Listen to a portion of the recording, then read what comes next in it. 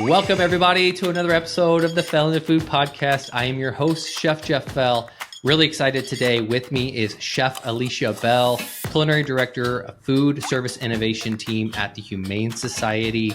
And she's going to give a lot of perspective today, especially on the plant-based sector. I know I brought it up in previous episodes, and other chefs have given their insights. This is what she does all day, and she is a wealth of knowledge. So welcome, Chef. So glad to have you on. Thank you so much. I'm so happy to be here. I'm excited to talk all things plant-based.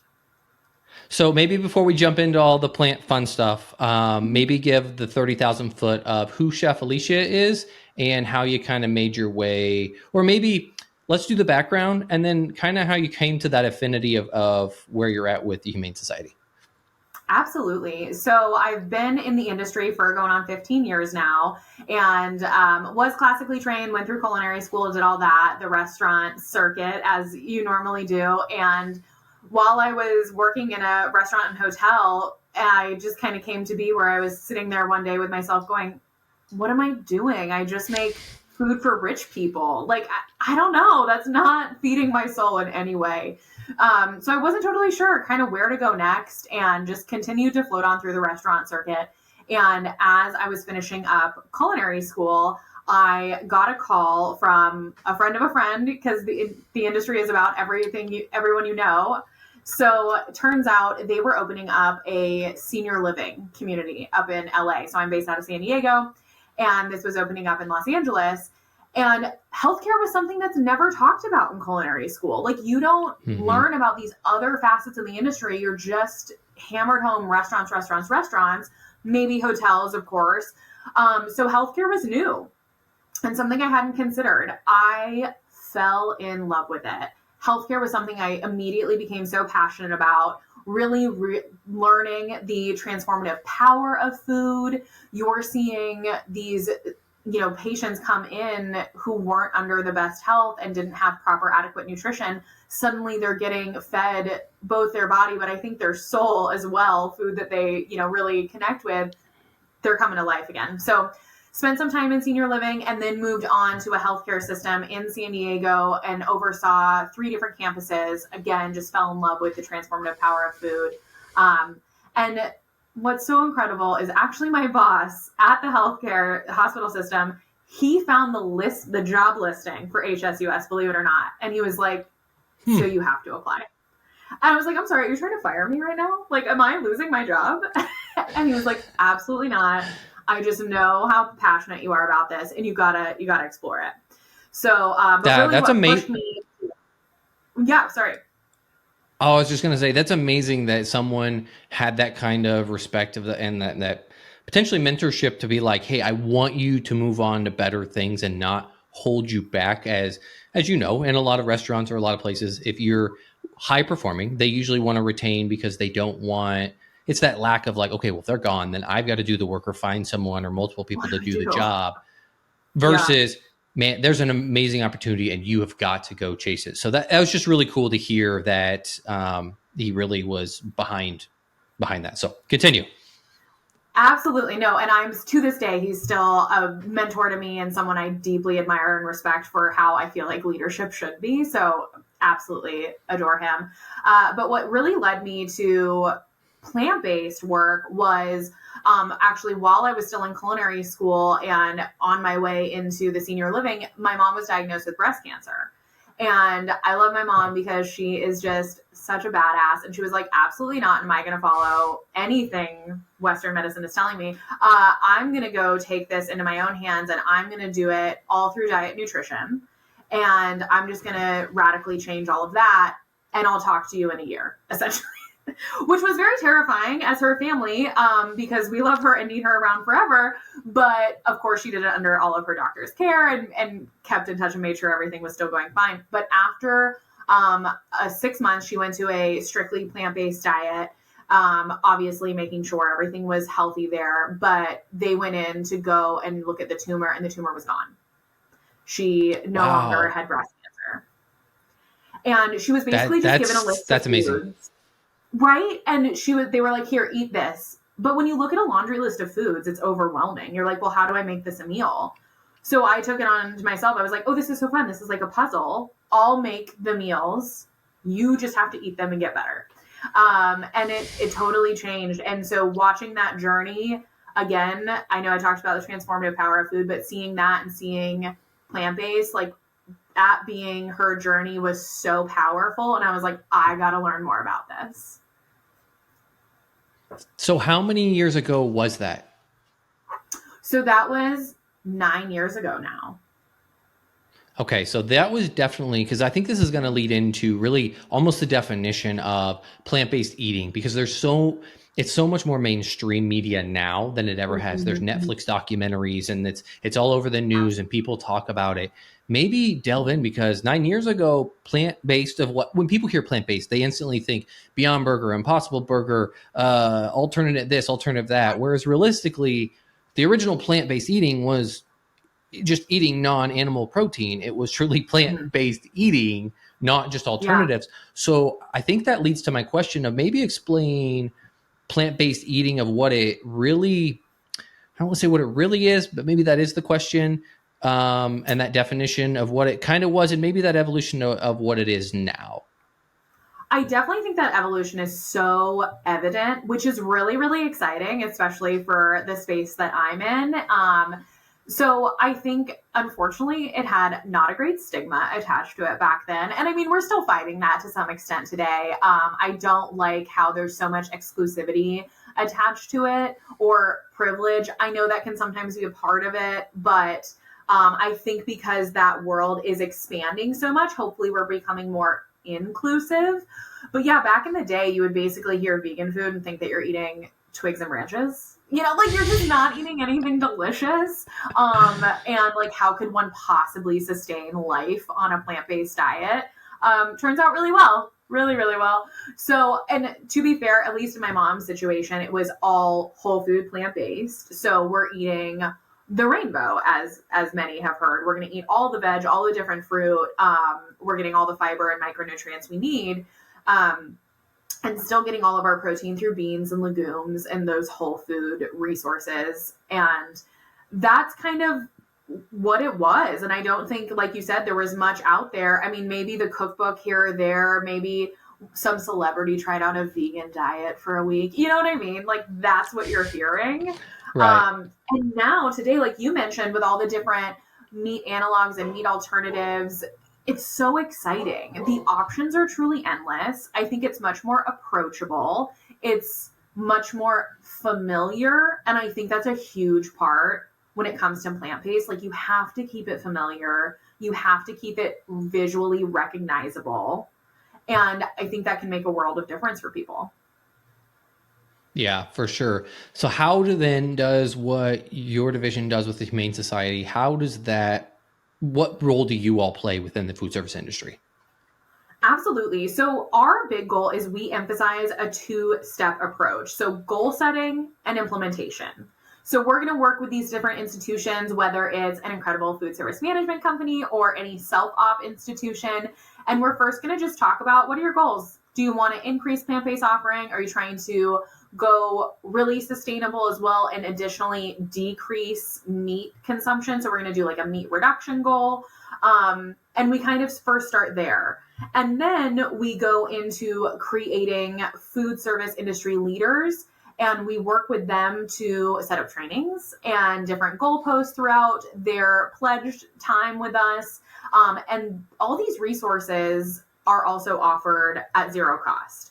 It simply is the pledge and agreement from the account that these are the goals they want to reach. And we are here every step of the way. And that's what I love so much, because we get to get creative with these food industry leaders. And we can come up with recipes. We're going to do recipe and menu development. We might do a train the trainer. Obviously, we know everything is virtual these days, just like us right now. So we love a virtual training. You can capture a really large audience that way. And it's really about marketing and education as well. So we try and create a really holistic approach to work with everyone and still meet their needs. And we know everyone's different. So maybe they got a great marketing concept down and they just need a refresh on the recipes. No problem. We're here for you. We'll come up with all of that.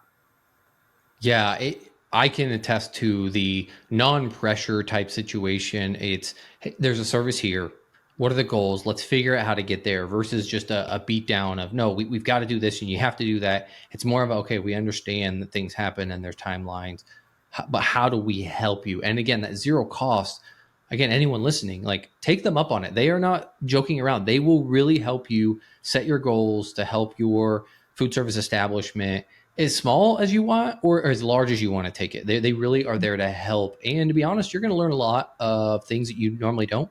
Again, just like you, I went to traditional culinary school and they don't, I mean, I took a healthy class, but it was really just about minimizing the amount of oil you used, your sodium intake, those Yes. kind of things. It really wasn't about how do you do other healthy choices. It was just, Mhm. here are the healthy type foods out there, but we're still going to do everything the same. So what would you say are some of the biggest challenges working with these chefs and these institutions when they are trying to transition towards more plant-based options? Yeah, that's an excellent question. I think some of the challenges, we know people are still recovering from the pandemic, right? We're still trying to get our labor force where it needs to be. We're still trying to get supply chain where it needs to be. We know inflation is a very real and present problem. So all of those taken in consideration, obviously we have unfortunately no control over those things, but we do take them into consideration when we are coming up with these different plans and glide paths for our companies and institutions. So, okay, if we are down on labor, how can we make simplified recipes that are still high value, high impact? How can we look at what you're serving on your service line right now? How can we cross utilize? How can we menu engineer to make this work for you? It always helps when you have leadership who is passionate about making these changes. I think without that leadership in place in one of those roles, whether it's executive chef, sustainability director, CEO, whomever, that makes a world of difference. But if you have that leadership, that trickles down, right? Your staff feels that. If they know that's a pillar in your work, then it's not going to come as a surprise. So staff buy-in is also huge, and making sure that they're involved in the process instead of just like marching orders. I think that's probably across the board something really beneficial, and making sure that, yeah, be a part of the recipe testing and tasting. Let's talk about how we're going to market this to our consumer. What are those talking points we're going to have? What do you like about the dish? What are you excited about? You got to get them involved as well.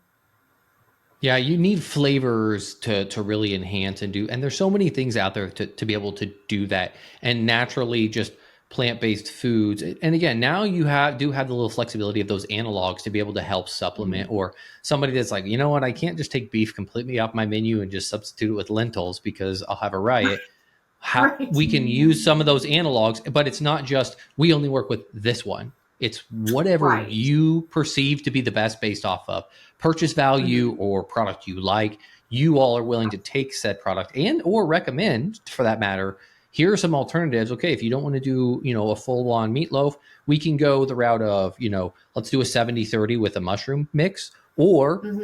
here's an analog that we can use in place of it on once a month, twice a month, whatever it might be, or a certain amount of dishes that really, once you start adding flavors and other things, you can't really tell, to be completely honest.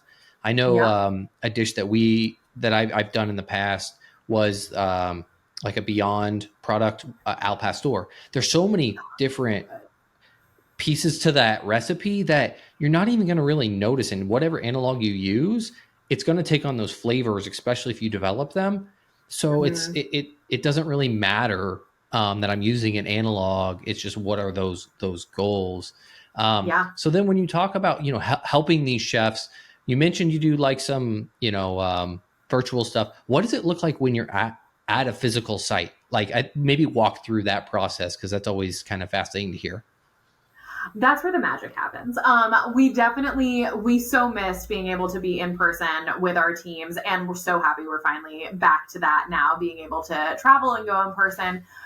It just is another layer when you finally get to meet someone in person and connect that way. So when we are in person, obviously one of the best parts is we get to taste the food, which is my favorite. Oh But we're yeah, going yeah. to, yeah, we still lead the training in the same fashion where we'll do a bit of education in the beginning, but then it's just time for the chefs to play. Because as you know, in your role, when's the last time you just got to like have fun and get creative in the kitchen? It doesn't happen that often. We're stuck in meetings and all these other important things that we have to do. So giving these chefs, anywhere from 4 to 6 hours to get to create these recipes. And a lot of them are the recipes that we've created as our culinary team here on the food service innovation team. But sometimes they're also new recipes that the account has wanted to test out or innovate. Sometimes we'll just do like an innovation session where, hey, we need to create new plant-based recipes. We want them to be like, we need them to be coming from our institution. That's totally fine. What can we come up with? And we'll give some guidelines of what ingredients to have on hand and kind of some places to start. And again, like you mentioned, it's completely up to each institution to decide, we want to do whole food plant-based, we want to do an analog, we want to do a mix of the two. It completely depends on whatever your goals and standards are. All is welcome. All journeys are welcome here. So we'll just spend that time in the kitchen. No, go ahead. Oh, sorry. We'll spend that time in the kitchen and we'll just get to play with those ingredients, play with the recipes. We'll do some demos. We'll stop kind of in the middle and we'll do one of our favorites, which is like a nacho cheese sauce made from potatoes and carrots. I know that sounds crazy to some people. It's delicious and a very low food cost item, which is great. You probably have everything you need in your kitchen already. And then the best part, we put on a full-on buffet. And we always like when, if students are present, if your clients are present, your customers are present, they can come and do a tasting and be a part of that with us. And we'll do a debrief with the team and hear how it went for them. And my favorite part, I remember, we did a training in Wyoming. And we went to the University of Wyoming where their mascot is a cowboy. And I was like, I have no idea how this day is going to go. And before we start, I had 3 women just like daggers were coming my way. And they were like, absolutely not will I be eating this food. And I was like, this is going to be a great day. Okay, let's do it. By the end, they were giving me hugs and telling them how much they loved it. And they couldn't go home and make it for their family. It was incredible. Yeah, you have to have an open mind. I think as, chefs in the industry, usually we have more of an open mind. Again, I know I had to open mine coming from small, tiny town USA to what the world really is. But the everyday person may not be, right? So for those that are curious about plant-based eating cuisine that do feel intimidated, what are some of those tips that you can offer the everyday person? Obviously there's a lot that's done on the corporate side and the companies, but for the everyday person, because I think once there's more mass adoption into some of these things, techniques, recipes, etc., then it becomes the norm because that then trickles down, right? It starts with the parents going to the kids, right? So when the kids feel like that's what, then there's the push to the institutionalized side. So back to that question, what are some tips you can offer that home person to incorporate more plant-based meals into their repertoire? We love incremental change, small steps to start with. So even if it's, we're going to replace our standard chorizo that's in our burrito today with a lentil that we're going to make incredible. Start there. Just see where you like it. And if you like the texture, figure out what your favorite beans and legumes are. Make it exciting and make it really, really fun. And it's totally okay if you don't like it. And the other thing is, like, it doesn't have to be 100% plant-based the first time. Just start with the protein. And then maybe we're going to move in and try some of those really fun plant-based cheeses that are out there or different types of non-dairy milks. I think that's probably been maybe the easiest for people, especially in like the coffee shops. So many people have lactose intolerance, right? And different aversions to that. So no problem getting an almond milk latte, a soy milk latte, things like that. But interesting, when it comes to center of the plate, people might have a different opinion. But yeah, try one meal, 1 week, even if it's maybe takeout from a local place that you really, really like and they happen to have a vegan item on the menu. That could be really fun. You know the flavors. You're familiar with how they make their food. Give it a go. I know it can be scary to kind of take that gamble for some people, but that's how you get to learn more foods that you might actually enjoy and like that you never thought about before. Yeah, I like what you said about the takeout. I know in this area, and I think they're nationwide, but Sweet Greens does a phenomenal job with a lot of more plant-based. Obviously, there's proteins that can be added, but it's just one or two. It's usually salmon or chicken, I believe. But they do a Mhm. great job of combining flavors. My favorite personally is it's like a hot honey chicken bowl. It's like sweet potatoes, Uh-huh. kale, a hot honey mustard. It's got toasted almonds. Everything just works. It's crunchy, Yeah, it's sweet, it's got a little heat to it. But for those listening, that's a great place to start, is finding someone like a Sweet Greens. Kava, I think, is something similar as well. Ukava is That they're very trying good. to introduce this, but you don't have to make the commitment and be like, all right, well, I got to go to the grocery store and I'm going to buy all these beans and other Right. legumes and other stuff to try and figure it out. Somebody's already kind of figured it out. Go try that Totally. first, and then be like, oh, let me reverse engineer that, or let me recreate that, or try and figure out how they did it and do some basic techniques, and then you can incorporate that into your dining. So for the regular cook at home, what are some easy, quick swaps? I know you mentioned lentils for chorizo, but what are some other easy ones that people today, right? They're not going to have to go out and get crazy, but they probably have. What are some easy swaps for folks? Yeah, I mean, everyone probably has a can of beans sitting in the cupboard at this point, right? And so whether that's going to be, I mean, I know it's so simple, but it's so soul satisfying just doing like a brothy bean on toast. Oh my gosh, it is so good every single time to me. You just do like a really rich umami like mushroom based broth, and you're going to put some yummy beans on top. But what's fun with beans too, I feel like, I mean, you don't have to bust out a lot of equipment, but if you have a food processor, or you can honestly do it by hand and just take a little bit longer, go ahead and mash it up, throw some aromatics in there with, garlic, onion, whatever you may have, and make some patties, make some meatballs out of it. You probably have a jar of tomato sauce, right? So it's so fun to just make those really easy swaps, and you don't need to have anything fancy in your house at all to make that happen. I will say the lentils are always on hand in my house. I make a big batch every single Sunday, and I usually do some kind of Latin flavor to them. But I also love like za'atar and some really yummy flavors like that as well. And that becomes a hash, that becomes, thrown it on top of a salad, things like that. Um, and just making sure, like you said earlier, it's taste and texture. That's what we're looking for. We want it to be a satisfying mouthfeel, and we want it to have those recognizable flavors. You hit those two marks, you're gonna like it. Yeah, if it tastes good and looks good, you're gonna eat it. Where do folks find more inspiration though? Like, let's say they wanted to be a little more adventurous. Obviously, we talked about some of the takeout places, but if they really wanted to dig in and be like, you know what, I really want to learn more about just plant based in general, are there good websites for people to visit or books that they should get that just kind of will help them steer them down that path?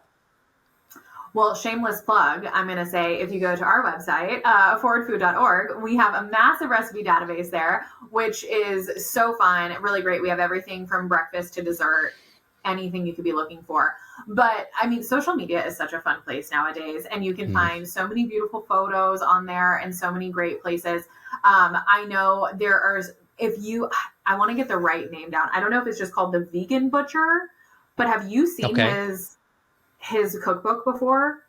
No, I haven't. I believe his name is Zach. I have to look. It's just such a fun book. Yeah, I think it's just called The Vegan Butcher. So he does like incredible, like you're gonna make your own seitan. I mean, we're going really deep into it. You can get as creative as you want. But so he's doing his own seitan and doing like a carving station. How Mm, fun is that? Like you're gonna walk into your local institution or university, and you're gonna expect like some kind of piece of meat, but no, you're having this really incredible seitan or tofu or tempeh or whatever it may be, but setting it up like a carving station, I think is so fun.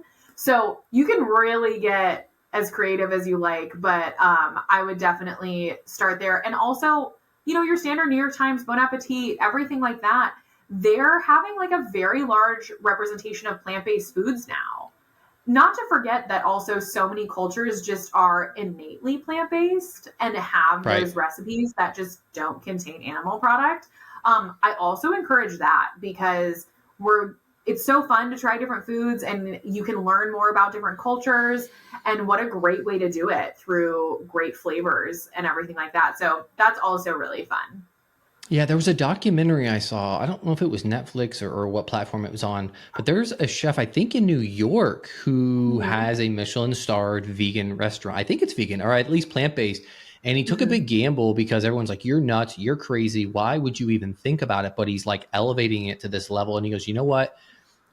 The regular stuff is great. Don't get me wrong, but he's like, I want to do something that isn't being done, and he's taking it to another level. I'll find it and I'll throw it in the show notes when I do because it is a phenomenal watch. And when you see some of the pictures, you're just like, oh my god, I don't care what that's made out of. I want to eat it because I am sure it tastes like Yes. $1 million.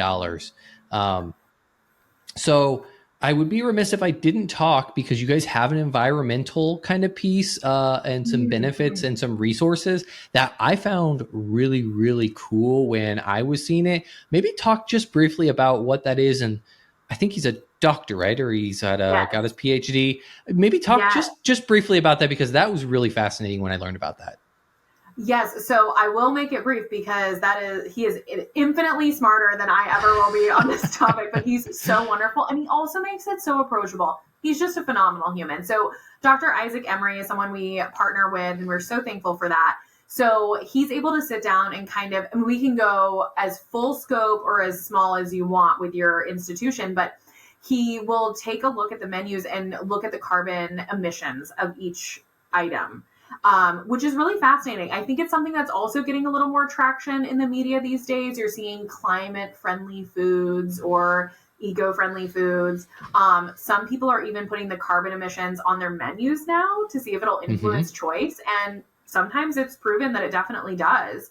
So, for example, you take your animal based dish and then you take a plant based version of it. We talked about, making meatballs and patties earlier. So a standard burger versus a plant based burger and the carbon emission difference of both of those. And it is rather staggering, I have to say. You see such a significant decrease when you look at the plant based option.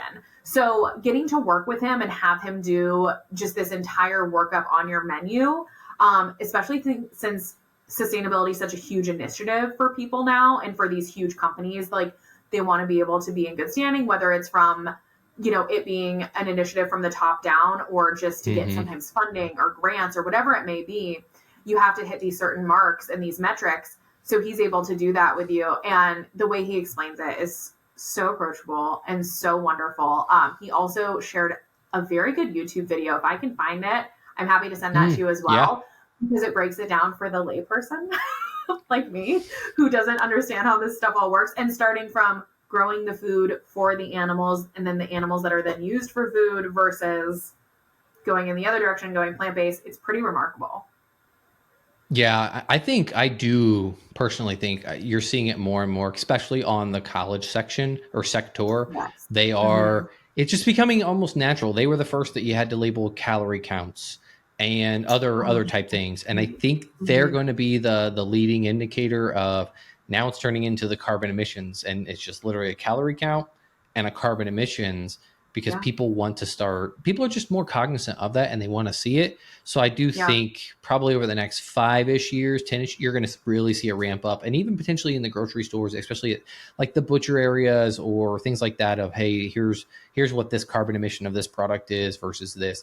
I do think Mm-hmm. that that's going to be kind of out there and up and coming. And as we kind of I look agree. forward into the future, what are some exciting trends or developments that you're seeing now and what's coming in this space? Well, it's just so exciting to see how things have elevated, right? We're so used to the black bean burgers and the Morning Stars and Gardines, and those are solid brands. They never let you down, let me tell you. But just seeing now, one we were just talking about recently on a call was Meaty, that brand, where they're making Hmm. those like Hmm. chicken and steaks, those fillets. It is crazy like how real they look, to the point where I was so suspicious to wonder what someone had just put in front of me. But just the technology behind it, the way that they're able to perfect the texture and taste, like we've talked about, and really delving into that world of things, or even, and I know nothing about it, but like 3D printing of meat, like that blows my mind. I know it's already happening in the UK. Have you seen videos on that? Yes, I that was in the weeds question. So it's actually really funny that you brought that up because I was Really? going to ask, yeah, cellular agriculture, if you think it's sci-fi or if it's realistically gonna stay around.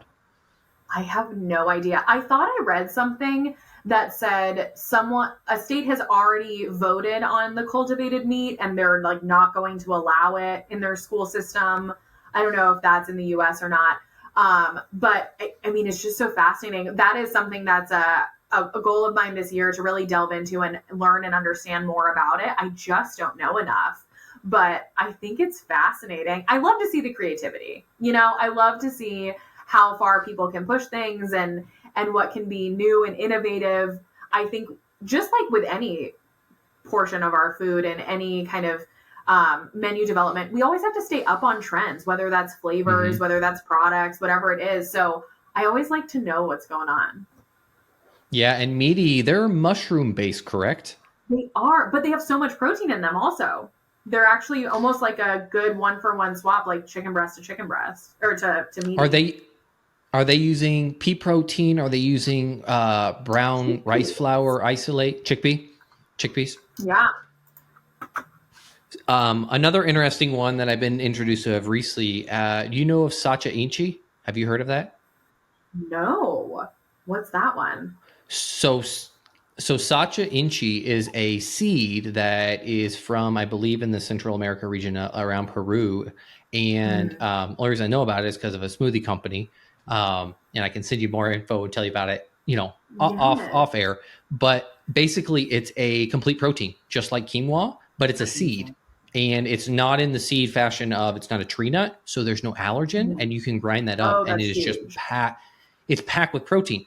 The kicker is it doesn't give you that weird off taste that sometimes pea protein can give, depending on how they process the Yep. chickpea. It Yep. it doesn't give you that. It's incredible the mouthfeel that it has. So I would be on the lookout for that one in particular. Wow. Another one I wanted to touch based upon because I'm seeing it more, and I don't know if you have, is nutritional yeast. Mm. Yeah. Oh, yeah. I mean, nutritional yeast has been around for so long. Actually, we use it in our cheese sauce that I was mentioning earlier. And it's so cool because it's a byproduct of making molasses. Fun little fact, if anyone didn't know.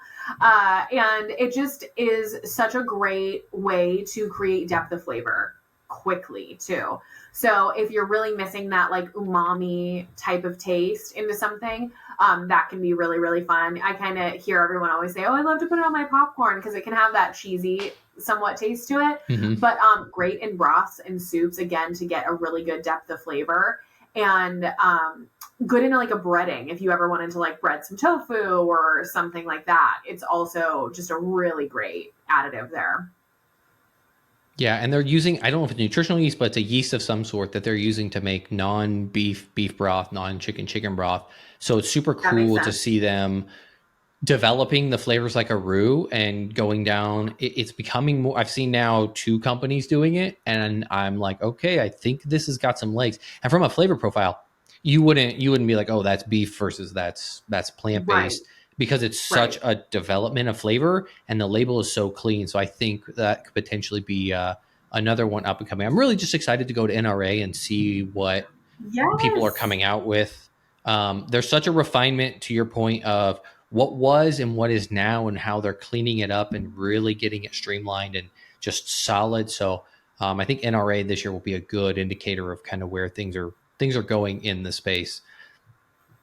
I agree. We'll be there Um, too. So we'll have to compare notes oh, after. for sure, for sure. Yes. So let's jump into the weeds. You already answered one on the cellular agriculture, but chickpeas or lentils? Personal preference, I love a lentil. I know I've already mentioned it like 4 times. But it's great because they are different textures, especially because there are different types of lentils, right? So we have more of the brown lentil where it's much softer, it'll break down easier, it can get really velvety, so great for pureeing if you're looking to do something with that application. Where the chickpea will always kind of have a bite to it. So I feel like it depends on what you're looking for and what you're trying to create. If you want something to be a little smoother and velvety, I'd go with a lentil. But if you want it to always kind of retain that chew, then I love going with a chickpea as well. Not that it doesn't make beautiful, smooth hummus, but if you're just going to kind of like mash it or crush it a bit, it's still going to have a good texture to it. It also makes delicious cheese puffs from the company Hit Peas. Those are Oh, phenomenal. yes, So those if are you're so addicting. looking to replace your Cheeto addiction and trying to go a little better, look up Hit Peas, Yeah. HIPPEAS. They've got ranch and cheese and you name it. Phenomenal. Yes. And the crunch on them is like any other, but it's like a puff. So check them out. Next one. Is tofu dead? Poor tofu. Man, in this line of work, we have learned that tofu is the most polarizing topic you could ever bring up. More so than anything else we've already discussed. But man, have I learned that some people just hate it and some people love it. I do feel one of my biggest gripes with tofu, is when people just don't marinate or season it properly. We, just like anything else, you need to treat it with the respect it deserves. But the other problem with tofu, so when you see it in a hotel pan, on a hotline, wherever, and it's cubed up, immediately you're like, that's tofu. That's not like something I'm familiar with. That is 100% not an animal that I'm looking at right now, right? Whereas when you see, like, let's say orange chicken, it's immediately visually recognizable. So my favorite thing to do, and everyone needs to start doing this with their tofu, stop cubing it and start tearing it up with your hands. So it looks more organic and has like a much better visual appeal to it. So then you get those like craggly bits where the sauce can really cling on and get nice and caramelized and a little crunchy, but you still get this tender inside. And when you plate it, it looks so much nicer. And your eyes are immediately like, ooh, what's that? That just looks delicious. I'm not immediately thinking that that's a perfect cube and looks like something I don't know what it is. Oh, I love that. I'd love the little tidbits for folks. Last one I've got. What is your favorite plant-based indulgence? Oh. Okay, I need to get the name down, but it's like that pudding brand that basically tastes like ganache. It's like Devil something. That's terrible. I should know the name. Oh man, we're going to have to look it up, but it is a completely plant-based. They call it a pudding, but honestly, it just tastes like chocolate ganache, and it is pure heaven. When you have a chocolate craving. I have not heard of it. So you're gonna have to definitely send that. We'll put that in the show notes too. And I just gotta kind of give you mine, which is Eclipse ice cream. So if you have any sort of like dairy, issues, my little guy for the longest time, dairy, Eclipse is the stuff they're doing. Mind blowing. I don't know how they're not. I know they're a West Coast company. I don't know how they're not nationwide yet, and they're big in food service. But their stuff, and it's plant. It's not like an almond based or it's plant based, and so cool. the flavors, they're caramel praline. Oh, it is out of this world, and you just eat it, and you would be like, this is not plant based ice cream or fake ice. It just tastes so good. So if you get a chance, folks, find some Eclipse ice cream. You might be able to find it online, or I don't know. It's probably pocketed around the country, but I know they're really attacking food service market. I looked it up. Before we let you, Bond Devil. That's Bond Devil? Yes. Okay. All right. We'll put that in the show notes too, because I've got to see that and try that, and maybe they'll be at NRA, maybe not. We'll see. Get a try there. I know you mentioned the website once, but maybe reiterate it for the folks, or where else they can go to find you or contact you all. Forwardfood.org is where you'll find all of our recipes, and also our contact info is on there as well. You can also see all the incredible institutions who have signed our pledge if you want to take a further deep dive into that, as well as what's a really cool resource. We have free on-demand videos on how to work with almost every ingredient we just talked about. Everything from tofu to lentils to tempeh, and even making full recipes. You can do step-by-step with Chef Mohammed on those videos as well. Awesome. Anything else for the listeners, Alicia? Try tofu. Give tofu a chance. I swear it's good. I absolutely love it. And I got to still give my signature outro, even though it's an animal product, because until next time, we'll catch you on the sunny side.